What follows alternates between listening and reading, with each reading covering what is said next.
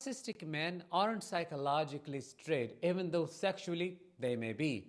They sleep with women, flirt with them, and even marry them.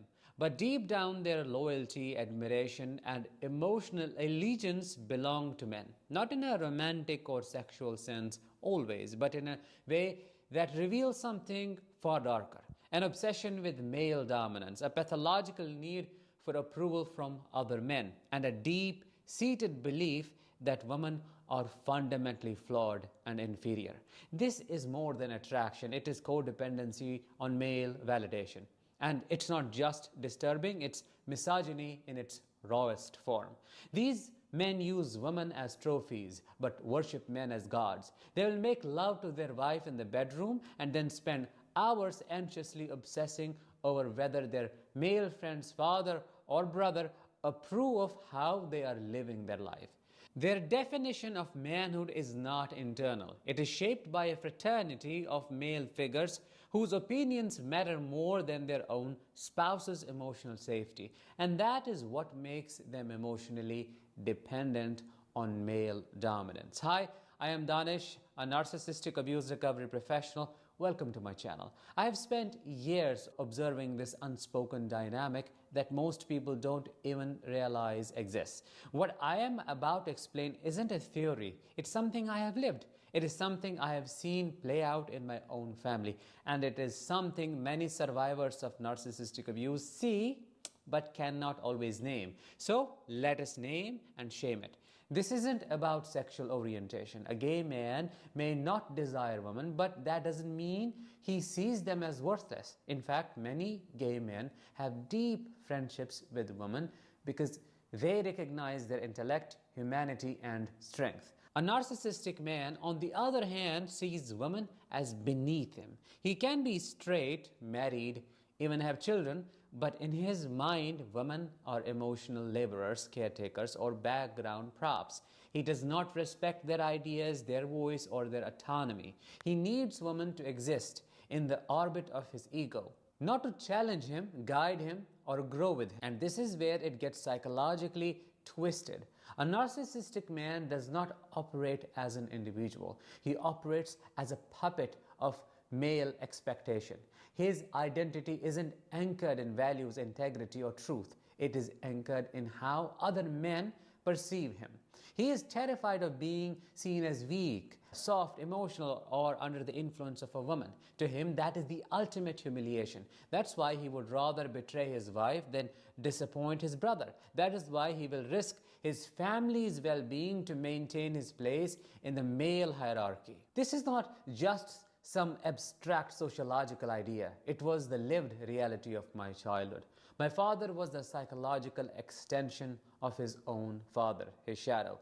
Every decision in our household, big or small, went through a shadow government made up of my grandfather and my father's brothers. My mother, despite being the one who cooked for him, cleaned for him, and worked for him, never had a say, even though she was a covert narcissist. She could not decide where we lived, which school I went to, whether we took a loan or invested in land. Her voice was always optional, but his father's was not. His brother's opinions weren't. Their approval was sacred. There were times we did not even know what was happening in our own home. My father would hold secrets from us, keep us in the dark, but his brothers, his father, knew everything. They were aware. It was a circle of enmeshed men, emotionally loyal only to each other, feeding off each other's sense of importance while treating their wives and daughters like side characters. The women did the work. The men made the decisions. That was the unspoken law, unspoken rule. They were not leading their own lives. They were performing masculinity for each other. Their masculinity was not real. It was performative. A narcissistic showcase of dominance that heavily relied on how other men viewed them.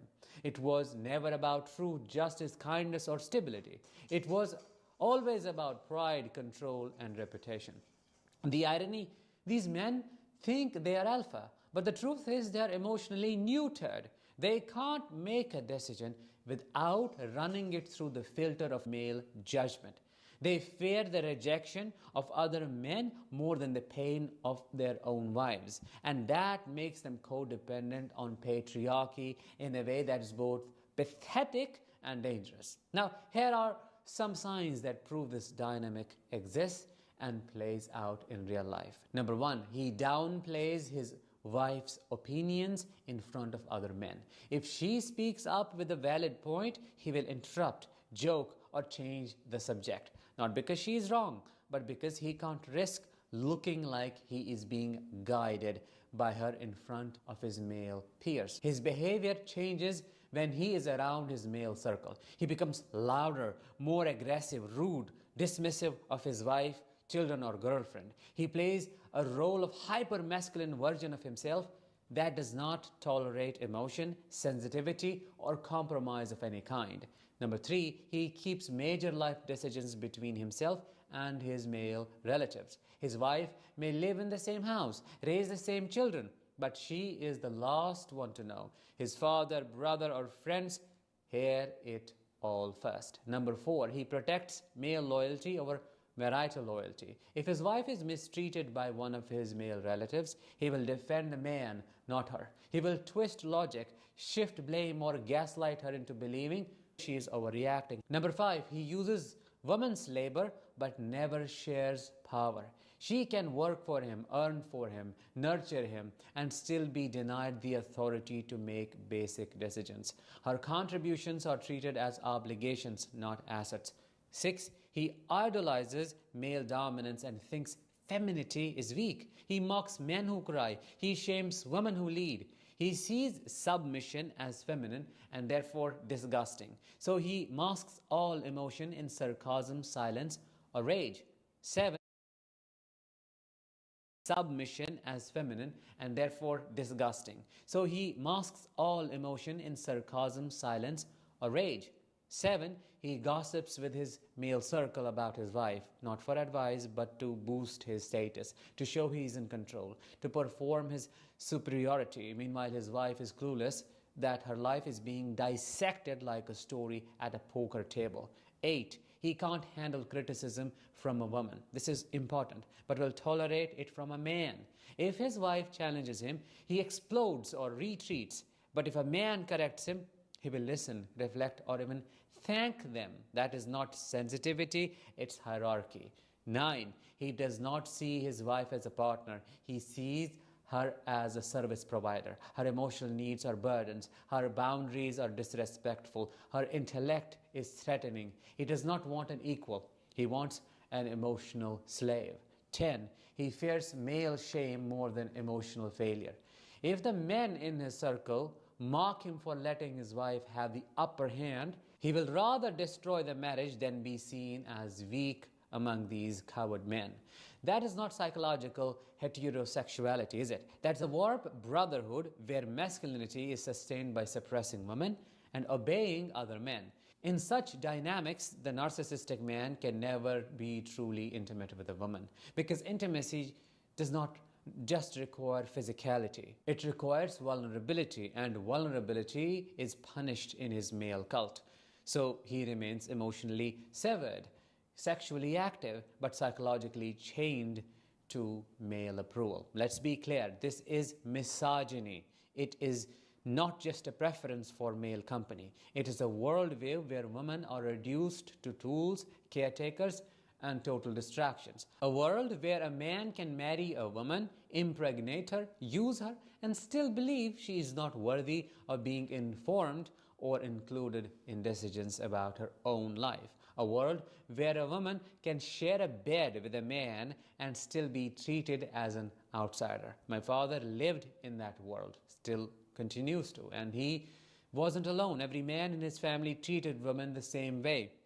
I grew up watching men treat their wives like afterthoughts while bowing to the opinions of their male elders. They did not just ignore their wives, they belittled them, mocked, and erased them.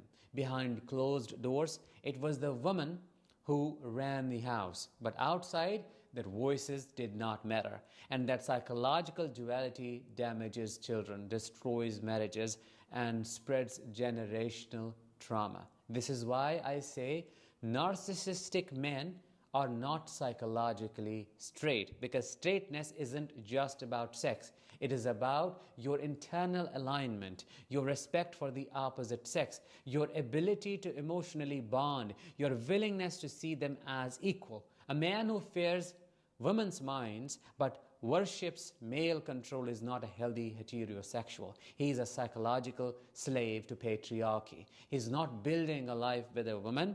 He's using her body and outsourcing his brain to other men. So if as a woman you are going through this and you feel invisible in your marriage, if you are doing all the work but your husband still runs to his father or brother or friend for every major decision, if he mocks your voice but takes advice from his drunk uncle, if you feel like you're married but still outside the circle, then you must know you're not crazy. You're seeing the truth, and that truth is their kryptonite. To the narcissistic men who may be listening to this and feel triggered, let me ask you, if your wife and your male friend gave you opposite advice, whose opinion would carry more weight?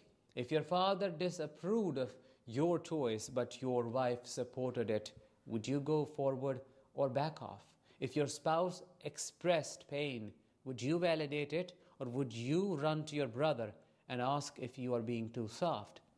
Those answers reveal more than your sexuality. They reveal your psychology, because being psychologically straight means emotionally respecting women, as I explained, not just desiring them.